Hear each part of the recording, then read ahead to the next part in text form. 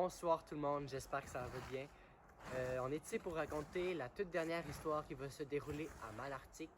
L'histoire que je vais vous raconter, ce n'est pas une histoire qui s'est déroulée à Malartic ou à quelque part, mais ça va être quand même une histoire qui va être épeurante. Je pense que ça va être intéressant à écouter.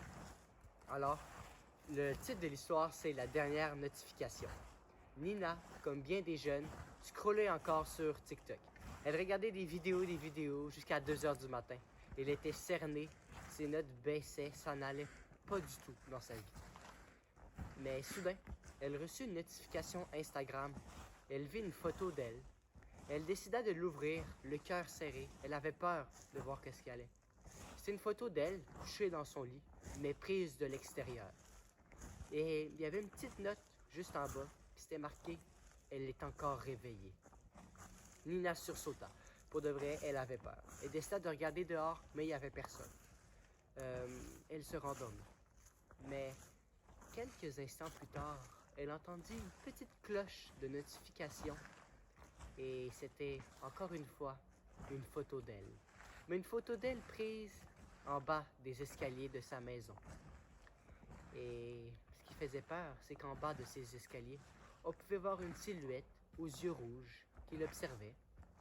Mais sur la photo, on vit un sourire se dessiner sur le personnage.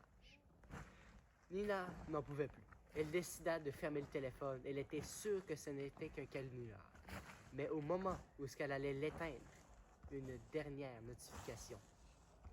La notification, c'était une photo prise devant la porte de sa chambre. Et ce fut la dernière notification qu'elle reçut. Le lendemain matin, tous les jeunes du village reçurent une photo de Nina couchée dans son lit, les 2 mains à la bouche, le visage plein de cicatrices. C'était horrible. Ce fut un événement qui a marqué le village pour de vrai et plusieurs personnes en sont encore traumatisées aujourd'hui, mais on n'a jamais trouvé c'était qui le coupable. J'espère que vous avez aimé les petites vidéos que j'ai tournées à Malartic, c'était quand même très intéressant. Et pour les prochaines vidéos, ça va être chez moi, dans mon studio, bien au chaud, qu'on va faire ça. À la prochaine!